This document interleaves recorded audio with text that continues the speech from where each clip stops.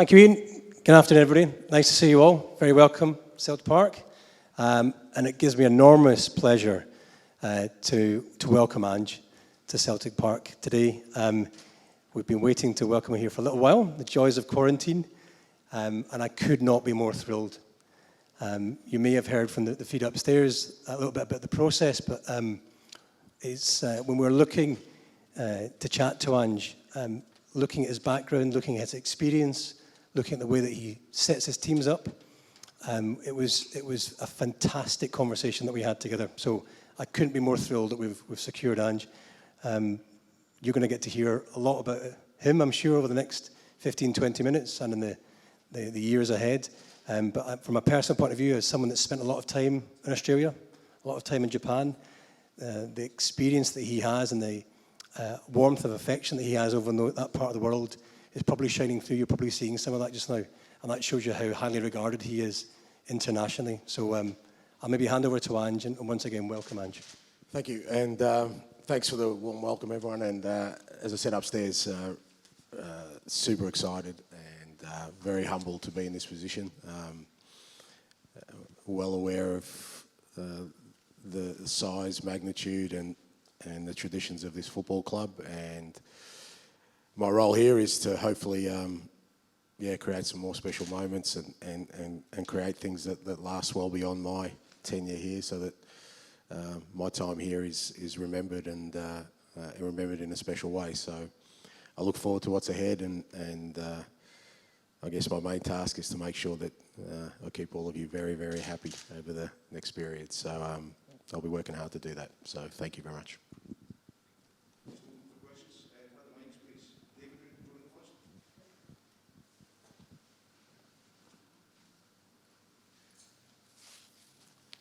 Hi Ange, welcome to Celtic. You'll find that they're the best football club in the world pretty soon. And the people you were speaking to up the stairs, they're not your friends. The people in here are your friends, and there's a lot more of us, and we'll always be with you. But please be straight with us and be honest with us at all times. And we can take defeat. We don't like being cheated, and we don't like being let down the way we have been in the last 12 months, certainly. And there's referees in this country who support one team, compliance officer supports the team, and penalties for one team, 3 retrospective red cards last season. Look at these things. Don't do what Tony Mowbray did and take it on the chin. He did that, and that was an open goal that was exploited, and he didn't last very long. And so please, the Celtic support are with you. And what you said about up the stairs about mixed, it was never mixed about you, Ange. It was never mixed about you. And right away, the Celtic support found out everything they could about you. And I've not met anybody or spoken to anyone who's not 100% behind you, and also Tom. So the very best of luck. It's not really a question, but there you go. I appreciate it. And what I will say is that I will always, always protect the interests of this football club. Always, against anybody. So I can assure you that I won't let anyone take advantage of this football club.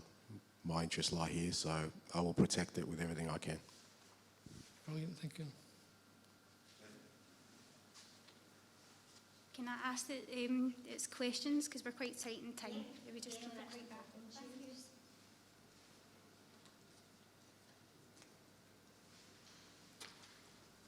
First of all, guys, once again, thank you very much for your time.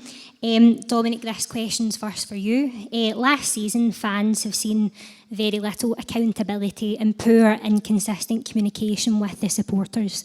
As a CEO with a background in communications, will engagement with supporters such as this event today continue to be such a high priority after season tickets have been sold? Hi, Erin. Thank you for your question. Hopefully today demonstrates my openness and keenness to engage, and that's going to be a cornerstone of my administration. As a Celtic supporter, I spent my whole life supporting this club and feeling connected, and I want to make sure that the connection that I enjoy growing up supporting this club continues whilst I've got the huge opportunity to lead it. So absolutely, connectivity between ourselves and the support is utterly vital. And I maybe said earlier on that one of the most important things I think that we need to try and grapple with is getting supporters back into the stadium. I've really missed it. You've really missed it, being in and amongst friends and colleagues watching the games. So I think we're making some good steps forwards. The Euros have been really positive in terms of having crowds back in there, and you can see the energy that the players get from that. So that is the ultimate piece of connectivity, getting supporters back in. But in terms of making sure that we're able to keep you updated and listen to you, we'll definitely want to do that. Absolutely, thank you. And on that note as well, on behalf of the Kano Foundation, once again, a massive thanks for the season tickets. That is a huge step towards amazing progress, so thank you. Ange, it's an absolute honour and welcome to Scotland. First of all, it must be quite a transition in terms of the weather, but I'm sure you'll fit in quite well. My question for you is, during the week you had said that you want to entertain the fans and you want to win. But to win, that doesn't just take you, that takes a whole background team. Do you plan on appointing your background team, and if so, when? Yeah, again, there's definitely going to be a change in the way we work and the way we train and the environment. And the people who will be in that environment will be the ones who I think can drive us in the direction I want to go. So will there be changes? There probably will be changes. That doesn't necessarily mean people will be going. We might be bringing other people in. But I'll make those decisions over the next few weeks once I get a good idea of the people that are already in place. There's some good people in the football club already. You know, the club had a lot of success for a very long time. You don't want to discard that knowledge and experience because of what happened last year. But we're certainly heading off in a new direction, and I'll find people that will help us go in that direction. So I'll make those decisions over the next few weeks. But you can be assured the people that will be working with me will be pulling in the same way that I am in terms of the kind of football we want to play and the kind of football club we want to be. Absolutely. Thank you very much, both of you. It's an exciting time, and thank you again for your time.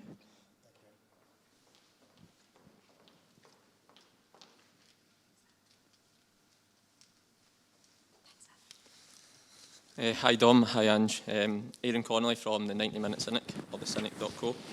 Firstly, I want to thank you both for your time today, for putting this together. I think it's great that fan media get access like this, and I think it's a really positive step. And obviously everyone in this room and everyone at the Cynic wish you both all the best. Dom, if I could just ask you a question first, if that's okay. Just want to know how you found the handover process between you and Peter. Obviously you've come in a little bit earlier to start that handover. How involved have you been in the day-to-day over the last few months? And is there any... do we expect any involvement from Peter here on in? Great to have you here. You're very welcome.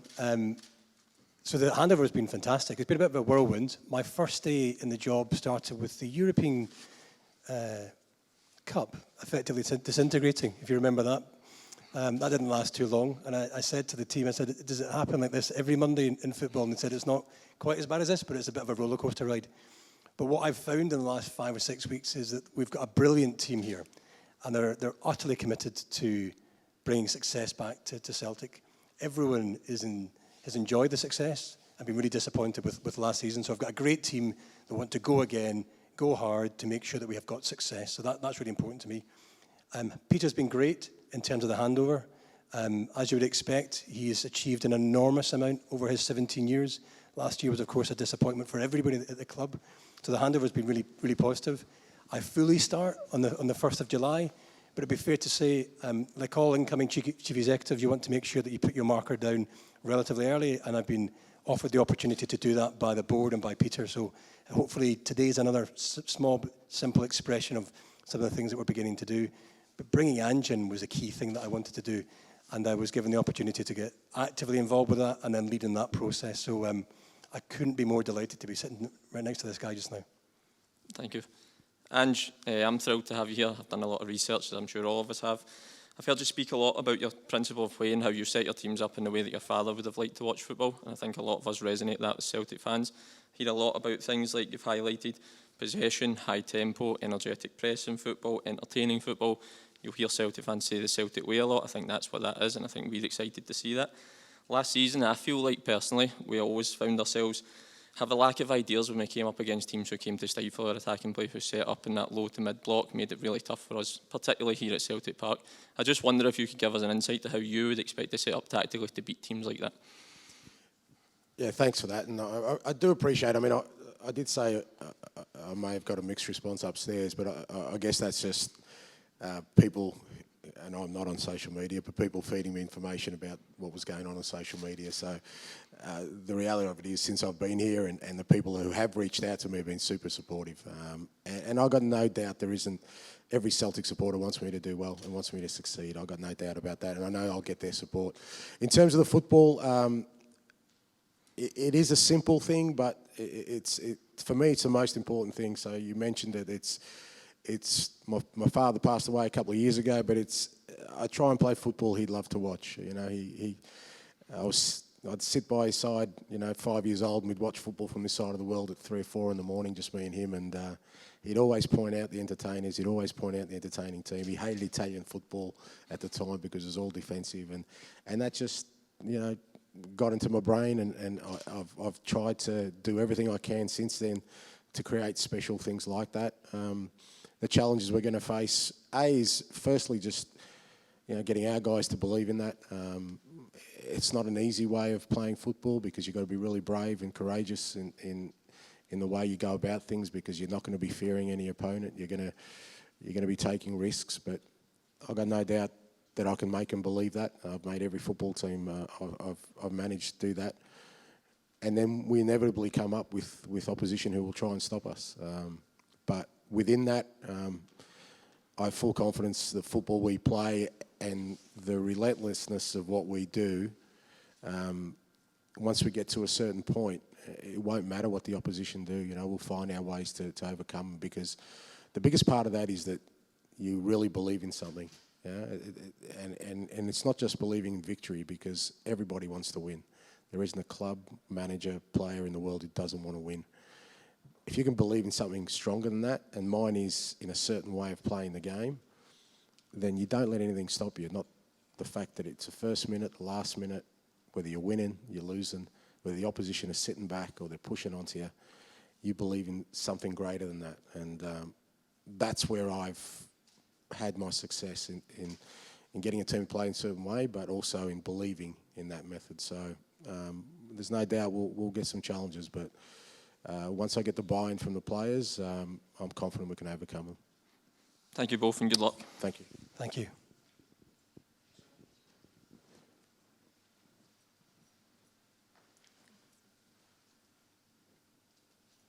Hi both, nice to meet you. It's Natasha Meikle from A Celtic State of Mind. Dominic, I'll come to you first. There's been widespread reports of a restructure of the footballing department as a whole at Celtic. And we know that Nick Hammond has resigned, that Peter Lawwell's leaving on the 1st of July. Are the club looking for a director of football, as has been reported, and how are those searches going? Hi Natasha, thanks for the question. So my intention, I think we maybe mentioned this previously, is to make sure that we evolve and modernise the club. So what does that mean? What that means to me is looking at every single part of the club, whether that's football, whether that's business, whether that's engagement, and making sure we are benchmarked. Are we the best we possibly can be? Are we world class in these areas, whatever area that may be? And if we're not, then let's become world class and go on a journey towards that. And if we need to enhance and bring people in, we'll do that. So the football structure, as you mentioned, there is an area which is obviously something I'm very interested in, and I'll look across the whole of that football structure, and I'll engage with Ange on that. One of the great joys of bringing Ange in is his great experience in Japan, great experience in Australia at club level, but also international level. So together, we'll look at that sort of football environment and we'll make the right decisions for the club going forward. There's clearly some roles to fill, but before I trigger any roles, I want to make sure I've got the right long-term structure. And I've spent a lot of time over the last number of weeks speaking to other clubs across Europe, making sure I understand their structures, what's working, whether that be in a recruitment, whether that be in academy, whether that be in the football operation structure. So we're learning, we're looking, and we'll make sure that we make the right decision. But the benefit, I'd say, of having Ange in here is I'll tap into his experience too. Thanks, Dom. Is Ange helping you with that structure? Is that structure not yet finalised? Is that what you're telling us? Yeah, so again, I don't start until the 1st of July. A bit like Ange, people have been kind enough to give me lots of ideas and feedback. I like to think I will always listen to that, but I've got to make a decision that's right for the football club for the long term. So we've not defined anything yet, we've not finalised anything yet, and we'll do that when it's right and proper. The critical focus for us as a club right now is to bring in Ange, bed him in, make sure that that football environment that he's currently in just now is working, and then we'll build things out. Thanks, Dominic. And I'll come to you now with a question. Firstly, welcome to Celtic. It's great to have you here. And as has been touched on, we all give you our full support, and we will for the season. Obviously, you're acutely aware that Champions League qualifiers are just around the corner. And a lot of the fans' concern is that there is a lot of work to be done in such a short period of time. What's your assessment of the amount of work that needs done, and what assurances can you give the fans that we have enough time to do that so we won't be going into these Champions League qualifiers underprepared? You know, I'm just as concerned as everyone else. It's a great challenge for us, no doubt. You know, as I said, we've got some challenges at the moment, particularly with you know, our squad. But we're working hard, and I kind of said upstairs, the way I work is I'm not looking too far ahead. What's most important to me is that the work we do today is the best possible work, and so we can be ready against Midtjylland in the Champions League. I know how important the game is, and I know how anxious the supporters are for us to do well. I know it's important, you know, for the club itself to show that we're heading in a new direction, and I'm well aware of all those things, but I can't control what's going to happen in 4 weeks' time. I can control what happens today and tomorrow and for the next sort of 23-4 days, I think it is, that we've got before that game, and I'll make sure we're as ready as we possibly can be. But there's no doubt everyone in the club is well aware that we need to do a lot of hard work to get the squad to where we want it to be, and everyone in the club is working hard towards that. You know, what I will assure the supporters that when we come out here for that first game, you know, they'll see a Celtic team that will already have elements of the kind of football I want to play, and more importantly, belief in something that hopefully will make us special come in sort of the years to come. Thanks, Ange. Great to have you here. Thank you.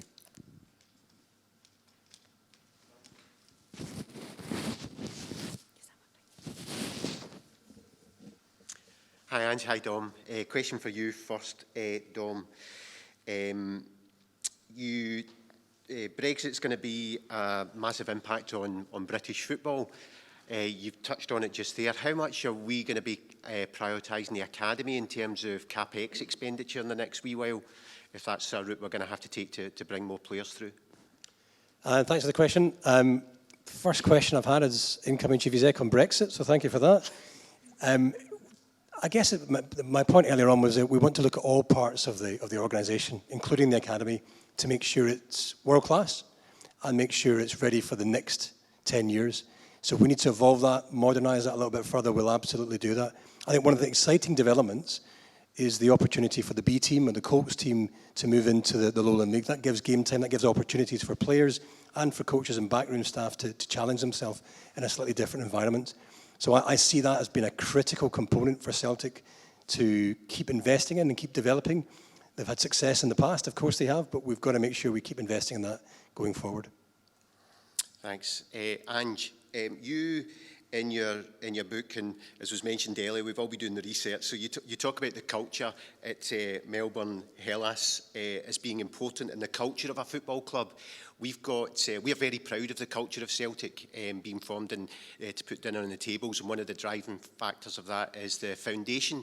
Do you see the Celtic FC Foundation as something that you would like to encourage the players to get more involved with as part of the culture of our club, which is the charitable side of it? Absolutely. I mean, to be honest, I think for anyone who has the privilege of coming through this football club and being in any role, you miss a great opportunity to really learn and enrich your own life by understanding the origins and the culture of this football club.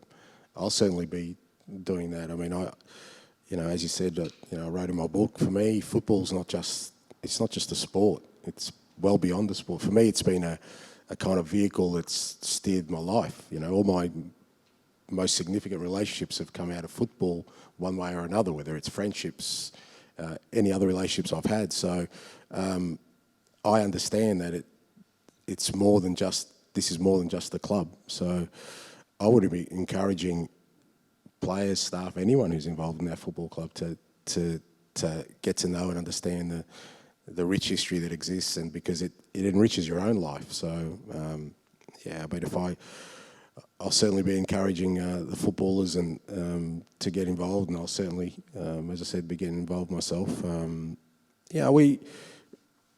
Sometimes it's difficult because there's always the priorities in life in general, and to understand that a player who represents his football club knows the pressures of having to win and be successful.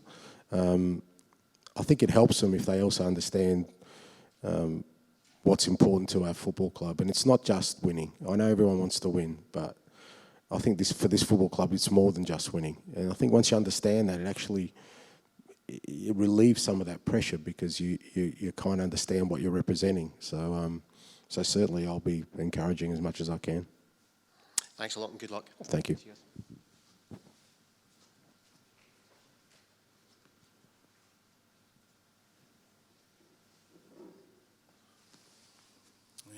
It's Jason for the Homeboys here. Ange, just want to say delighted you're here and buzzing to see you get going. Obviously we've done our research, and you come across as a kind of Marcelo Bielsa type, and I just can't wait to see it happen in the flesh. So just everybody here 100% behind you, and as everybody said before, but the learned gentleman there said it right at the start, I echo every word. They're not your friends up there, we're your friends. So no questions to you, mate, just buzzing to see you. I've got a kind of two-pointed question to yourself, Dom, and again, thanks for putting this on. Totally appreciate it with the fan engagement, etc. So obviously the past couple of years recruitment, it's been a bit of a shambles, to be honest with you. And a couple of years ago, with 19 either return loanees or signings coming in, and 6, possibly 7 had an impact in the first team. Last year we had 14 and only 1 had a real impact, like David Turnbull. So have you got lessons learned from the previous regime that you're obviously going to work on? And the second part of it is Ange going to have the ultimate final say in the signings coming in, whether it's the backroom staff or whether it's the players, because I think that's what we all want. We don't want somebody working under constraints.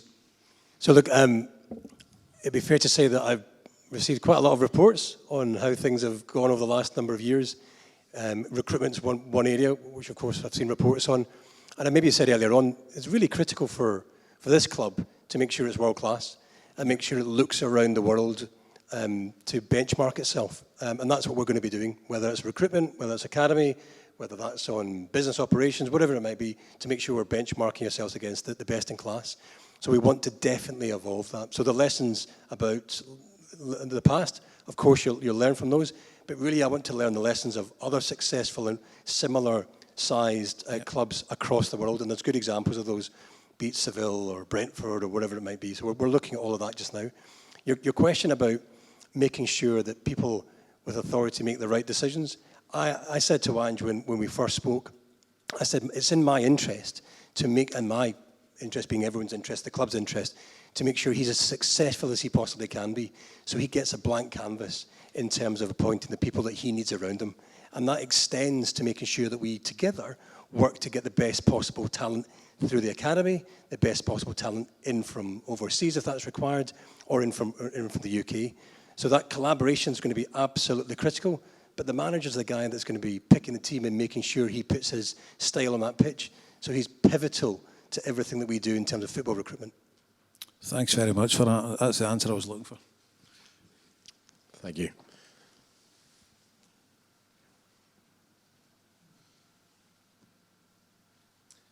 Hi Ange, this is Tino from the Celtic Exchange podcast. Welcome to Glasgow, welcome to Celtic, and we wish you all the best with everything you do here. Tom, welcome to you as well. I know you're more familiar, but welcome and best of luck. Ange, like all the guys in here, we've done a lot of research on your style, your philosophy, your thinking.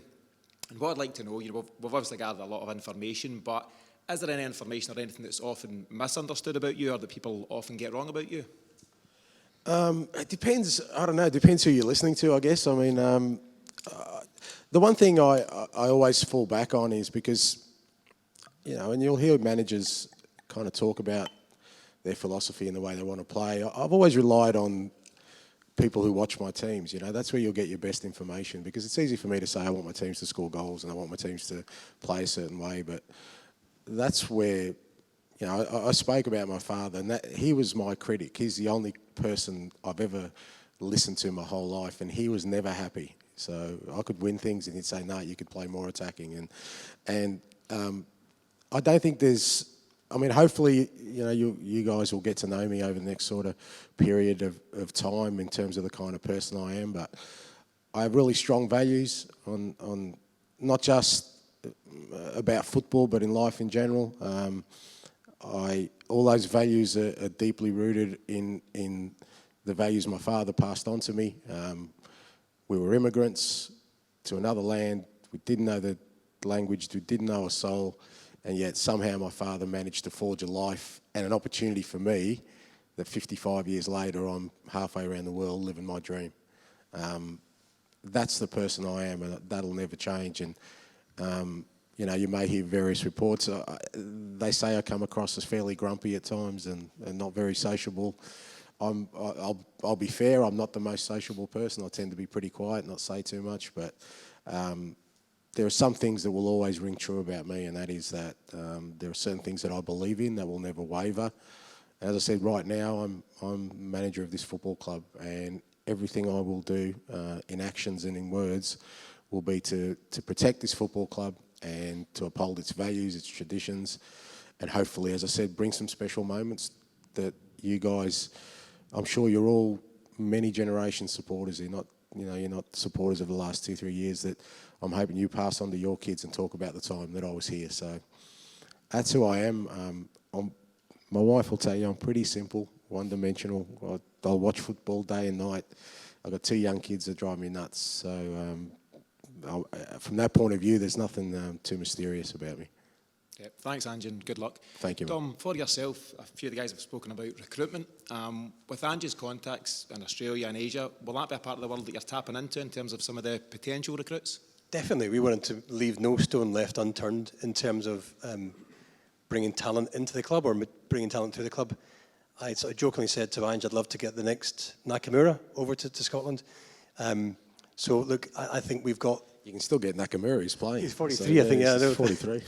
So, look, I think absolutely, why would you not want to tap into that experience? But we've got a wealth of experience across the global sort of Celtic family, whether through our formal scouting network or our informal scouting network. So our challenge, as I said earlier on, is to make sure we bed Ange in, give him the support that he needs and the team needs, and then look to evolve all of our structures. And I guess we will leave no stone left unturned to make sure we've got the best structure, to make sure this team, this club, is a club that we all continue to be greatly proud of.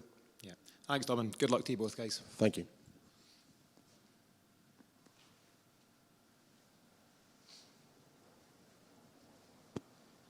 Hi guys, Martin from 20 Minute Tims. Ange, very warm welcome to you and thanks for having us. In terms of your style of play, you've already spoke about that, but have you got a preferred formation you like to start off with? And do you think you can implement that before Champions League qualifiers and get your style of play going?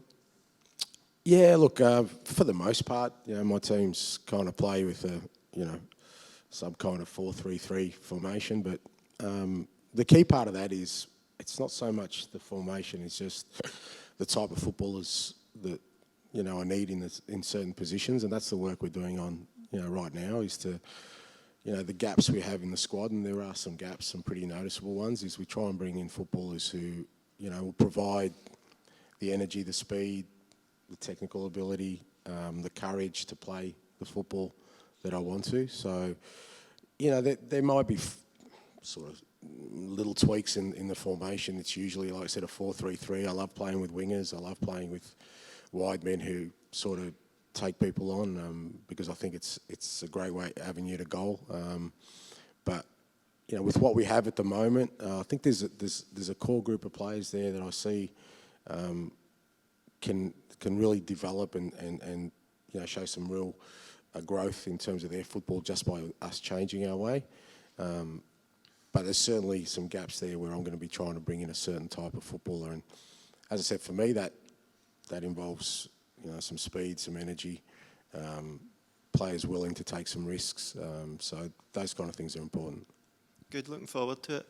And Dom, after what happened earlier in the summer, can you tell us about the process that led to appointing Ange and if he's 100% your man? Oh, he's 100% my man. There's absolutely no doubt about that. I think the sort of process, we probably commented that previously. What I can say is when, having lived in Australia and spent time living in, being out in Japan, particularly most recently, Ange is well known to me and has been for a long time. So when I had the chance to speak to him when the opportunity arose, it was just a great conversation. And you can see from him in terms of his style, his philosophy, his experience, his passion for this club. It was an easy conversation. And it was a great moment when I asked him, we would like you to become the next Celtic Football Club manager. And there wasn't the slightest hesitation. And that's what I wanted. I wanted a winner, someone that got the club and that wants to go with me on a journey now to really begin to modernise and develop the club in a number of different ways. And I can't wait for us to start. We're going to have a busy summer, of course we are, but the prize here is just to make sure we've got sustained structures that give us the opportunity to have good success. All right, thanks very much and good luck, guys. Thank you.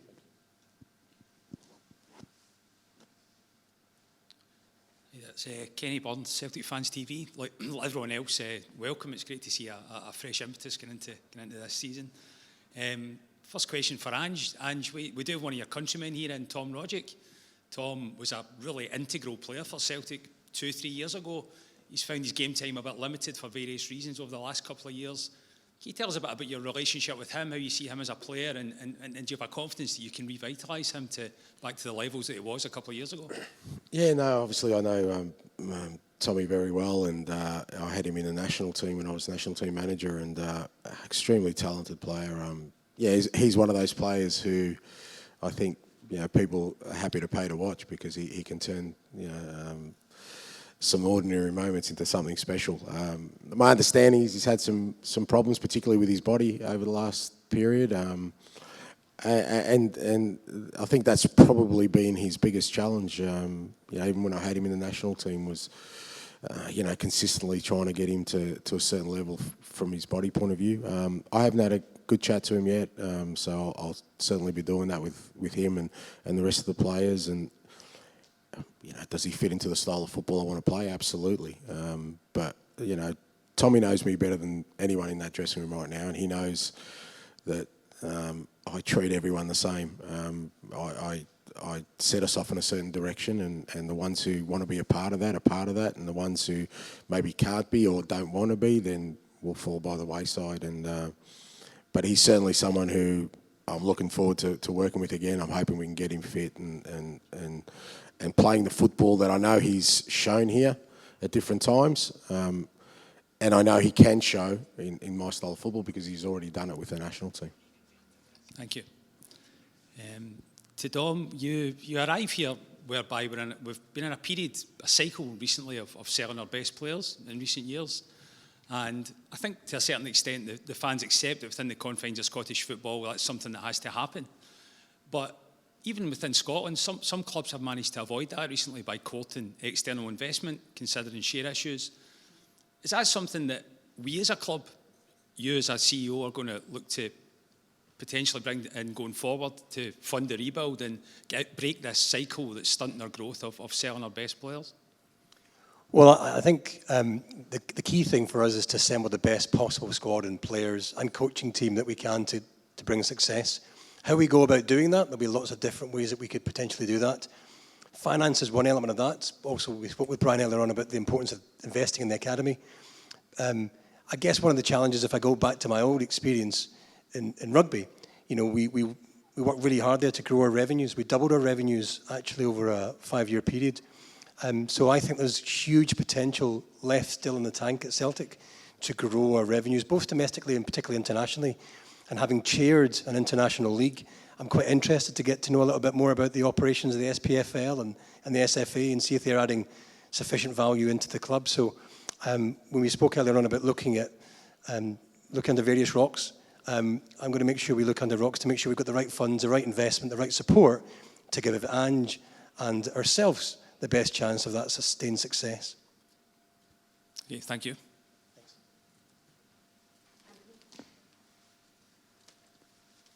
Hi Dom, hi Ange, how you doing? First question for Dom. Last season was a disaster for a lot of reasons. One of the big issues was communication, such as the kind of January review that led to a lot of protests, exclusives being leaked to the Sun newspaper, which is not in common with Celtic. Going forward, how do you make sure the communication coming out of the club is a lot better and a lot more kind of fan-led, essentially? Well, thanks for the question, and thanks for coming in today. Today's a good example of that. As maybe mentioned, keen to try and have that engagement on a regular basis.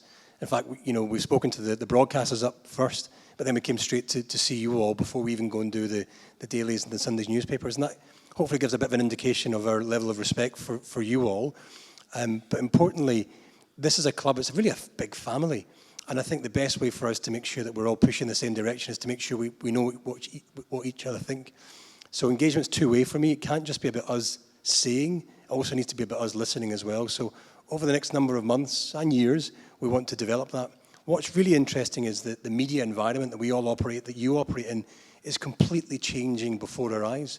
And I think that's something that clubs like Celtic and other clubs and other sports organisations need to be ready to adapt their plans to change along with that changing environment. I spent a lot of time in North American sport, learning about what happens behind the scenes there. And fan media is a very effective part of sporting franchises. So I think there's some lessons for us to learn from other parts of the world, but I'm keen to make sure that engagement is as meaningful as it possibly can be. Thanks very much and best of luck. Question for Ange. As much as people spoke about a lot of big changes in the club, one of the biggest was our captain has left to join Aberdeen, Scott Brown. He was a massive part of the team and the squad and the club as a whole for 14 years. In terms of yourself, do you plan on bringing in a captain, or is the current captain in this squad, and what would you look for in a captain?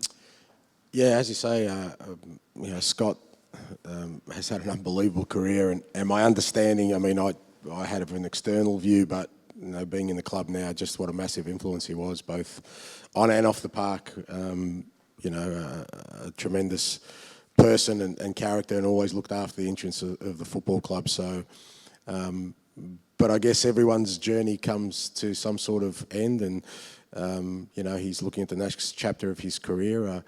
That provides, I guess, opportunity now, and that can come from within, because I've always felt when people like a Scott Brown leave a club, then there's a vacuum, but maybe that also is an opportunity for somebody else to step up who may at different times have felt not comfortable being in that role. I think there's some people within the club that I think show some leadership qualities. But again, I'll take my time making that decision. I want to see, because obviously the environment's going to be different now. As a different manager, we're going to do things differently. As I said, I'm pretty strong on certain values and certain ways of doing things. So, I'll find the person who fits those values, and if that's in the football club, and I hope it is, because, again, I've always felt that, people within a football club who spend the time have a stronger attachment, understand the club better than bringing in somebody externally. If that person exists there, I'll identify it and because it is an important role, make him the leader of our football club. Magic, thanks very much. Best of luck. Cheers. Thank you.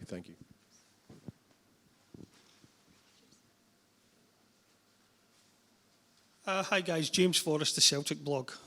First question to Ange. A lot of us believe that there was a general fall in standards in terms of training and coaching in the last 2 years. I think most of us would like to know that you're committed to sports science, to analytics, and to all the modern modes of thinking and coaching. And we've also lost a lot of youth players. A lot of really, really promising talent has left our academy and gone abroad or wherever. And I'm thinking that one of the reasons why the board likes you so much in terms of your coaching background is that you've worked with youth players and you've helped develop them and make far better players. And hopefully you can help us arrest the outward movement of our youth stars. Most definitely. The one challenge I've had, sort of being on the other side of the world, where to be fair, people don't rate the football that great, but I always try to get an edge any way I could. So when I was coaching the Australian national team and we were at a World Cup and we were playing against the Netherlands, and they've got Van Persie and Robben up front, and we've got players who are playing at that level, where could we get our edge? Our edge was in sports science. Our edge was in analytics. And it's not my domain. It's not my expertise. I struggle with Zoom. That's as bad as I get. So I came through an education system with a pen and paper. But I've been smart enough along the way to know that if I get the best people around me in those areas, it definitely gives you an edge. And it's where sport's going in general. I think it's where life's going in general. That's going to be a massive part. So when sort of people talk to me about the staff changes, and they tend to focus on the coaching aspect, which I understand, but the coaching aspect I'm totally comfortable with. I've been doing it for 25 years. I know that space. For me, I want to look at the other areas of the club in terms of the football department, those areas that you've mentioned, and make sure we're absolutely best practice. That's where I want us to have an edge over everyone else, because if you have even a 1% advantage over your opponent before the game starts because of your preparation, the information you're given, the way you've prepared your players, then it gives you a better chance of success. So it's definitely going to be a huge part of what I'm trying to build in the club. And in terms of young players, I've already said that I just think it's so important that, one, we were able to identify the best young talent, two, to give them the opportunity, and three, to keep them at our football club. It's the best possible story if you can grab a kid off the terrace who's 8 or 9 years old with a Celtic scarf and see him run out here as a senior player one day, because that means everybody in that stadium knows his journey. So it's a massive part of, again, what I'll be focusing on. Thank you very much, mate. Thank you. Dom, hi, how are you doing? You're coming into a club right now that needs an enormous rebuild structurally. And it's really interesting hearing you talk today about a clean slate, as it were. It's obvious that some of the ideas that were being put in place no longer are, and there's a lot of change going on behind the scenes. Celtic isn't the only organisation you'll be involved with that needs reformed. Now, you've dealt with the SFA in terms of Hampden, and when there was discussion about moving international fixtures and cup finals to Murrayfield. So you know that the SFA is an anarchic and, frankly, not fit for purpose organisation. A lot of us think that Celtic have missed several opportunities to reform the way the SFA works and the way it works for Scottish football. Namely, financial fair play regulations fitting for proper persons, the way clubs are financed and how the SFA reviews that, refereeing. There are a lot of areas in which the SFA needs a good clear out. A lot of us feel that opportunities have been missed.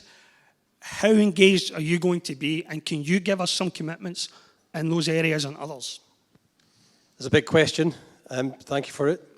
So my background most recently has been involved with running a governing body, a big governing body, and transforming it, going on a real journey with it in terms of professionalising it and perhaps making it less archaic. And I've also the great joy of being a director and chairman of a league, a cross-border international league, and sitting on the board of a number of other organisations that are involved with high-performance sport. So I think I've got a good understanding of the challenges that any governing body might face or any league might face. So hopefully my experience in that regard can be put to good use to make sure that we evolve and support the evolving elements of football in Scotland. My real focus is Celtic. My sole focus is making sure this club is putting a smile on everybody's face again. Agreed. And we do that in a great way. But to do that, we're going to need to have a bit more influence in shaping some of the other parts of the football environment. So we're really interested in that. But what I would say is that the welcome that I've had here from the Celtic family, the welcome that I've had from other clubs has been really positive, because I think they perhaps see me as someone that's coming with a different perspective and a keenness to try and affect some change. So step by step, let's focus on making sure Celtic's as strong as it can be, but at the same time, as Ange mentioned earlier on, we'll back Celtic as hard as we possibly can. Thank you very much.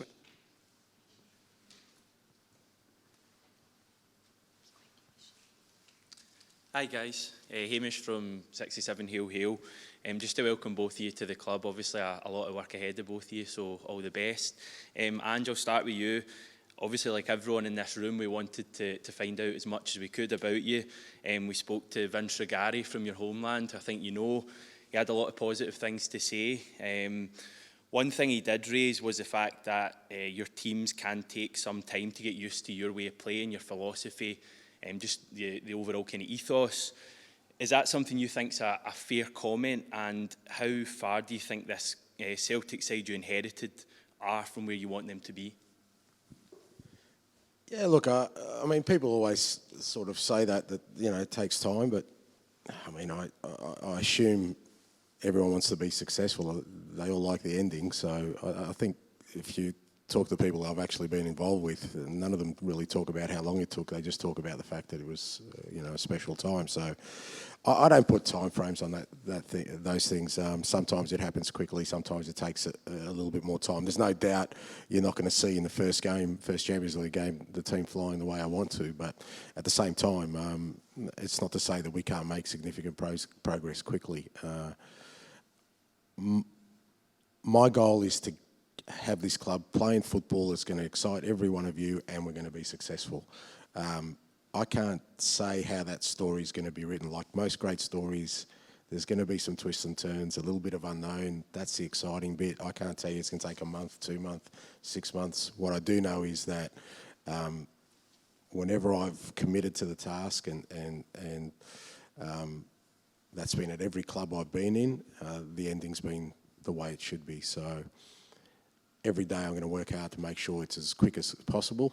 But I'm not going to take shortcuts. I'm not going to compromise what I'm saying and what I believe just to win a game, because ultimately I want us to be the very best. So I'm not going to compromise on that.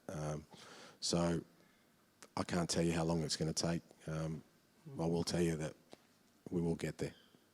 Great, thanks very much. Dom, the one word I've heard you saying, you know, numerous occasions is modernisation and, you know, modernising the club.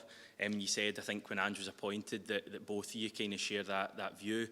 Just specifically, what areas do you feel at Celtic are in need of modernisation, and how do you intend to go about that? Thanks, Hamish. I think every element of the club needs to make sure it remains as professional, as slick, and as world-class as it should be. We operate in a high-performance environment. We want to make sure that we've got the best possible tools and people and processes at our disposal. So every part of the organisation I'm going to want to make sure is ready for the next 10 years, and that's my mission. Having done that pretty much in rugby, transformed that with a great team across there, I want to make sure we've got a brilliant foundation here at Celtic, unbelievable foundation. But I want to make sure that we are ready for the next 10 years. And Ange mentioned earlier on that whether it's in data analytics, whether it's in recruitment, whether it's in engagement, whether it's on investment in facilities, whether it's up at Lennoxtown or Barrowfield or here at the stadium, I want to make sure that we are ready for the next 10 years and that we're surprising and delighting people along the way. But it's a journey. And to Ange's point about the business and the overall club responsibility, we can't take shortcuts. So we've got to do things right, and that's my point. We just do things methodically and sensibly to make sure we're ready for the next decade. And I think people are really believing in that. People really recognise that perhaps a moment has passed for us now to go again and go hard. I got the numbers for the season tickets just as I wandered through the door earlier on, and they're off the scale good in terms of where I thought they were going to be. So that's a huge thank you to everybody that's once again bought season tickets. And I cannot wait to welcome them all back to Celtic Park. I was explaining to Ange over the last few weeks what it's like at Celtic Park on a match day, a particular European match day. It's special. So I cannot wait for him to experience that, for our players to experience that, and even more importantly, for you all to experience that, to come back out. So we're going to keep modernising in a number of different ways, methodically and sensibly, but we'll do that together. Great, thanks a lot, guys. Cheers. Hi guys, John from GigPod here. Thanks for inviting us. Dom, my question's for you first. Can you give us an update on the process about getting fans back into the stadium? As you said, I think the fans are going to be desperate to get back. That was maybe one of the reasons, not an excuse why we were so poor last season, but have you got an update on the process for that and how soon maybe fans will be back for next season? So we're very active in that regard. 2.5 hours ago, I was in a call with the government just talking specifically about bringing supporters back into Celtic Park. I've got some more meetings tomorrow on this subject. We are in good shape. You probably all saw the announcement from the First Minister just last week in terms of social distancing potentially being reduced and then disappearing during August. We're already in a level system where you can get up to sort of 2,000 into Celtic Park. But both Ange and I were fortunate enough to be at the England game down in Wembley, where we had 22,500 people into Wembley. And Hampden, of course, has had 12,500 into Wembley. Tomorrow I'll be at rugby, just looking at the facilities. I'm not going back, but looking at the facilities. But they've got 16,500 in at rugby. So if it's good enough for Hampden, it's good enough for Murrayfield, it's good enough for Wembley, it's certainly good enough for Celtic Park. So we'll be working really hard with the government and the city to get as many supporters back in as we possibly can for that European game. And I'm comforted by the direction of travel that the country is going in at the moment in respect of the First Minister's announcement just last week. And Ange, a question for you is, as Dom says, you attended the Scotland-England game where Callum McGregor was fantastic, and he also played well for Scotland all night, scoring that goal. How impressed were you with him, and have you had a chance to talk to him yet about the role he'll play next season? Yeah, no, I was very, very impressed with Callum. Just watching him live at Wembley was fantastic. He put in an incredible shift, and he was great the other night too, scoring the goal. And just seeing him, he seemed to grow in stature as the tournament went on. With every game, he felt more and more sort of comfortable. And I sent him a text message wishing him all the best and congratulating him as well. And I can't wait to get him back into camp and sort of back into the club and get him training, because I think more than anything else, he will feel really good about himself coming from that tournament and that energy that he got from that and the positive. And I'm sure he wants more of it. He's now played at a major tournament and in world football, and I'm sure he wants to experience more on that, and I'm sure he wants to take Celtic up to those levels. So I can't wait to get him back in, and all the other national team lads. I think I can only see it as a positive, the experience they've had, and I look forward to welcoming him back down to Lennoxtown and get him back into training. Thanks, guys. Good luck next season. Thank you. Can I just sort of say a huge thank you to everyone? You guys have had a very long lockdown. You've been away from this wonderful stadium, so it's great to have you back in today. Thank you for the support that you've given to Ange and you've given to me. We promise that we're going to work extremely hard to make you happy and smile, and it's great to be back moving positively forward, so thank you very much. Best press conference ever, yeah.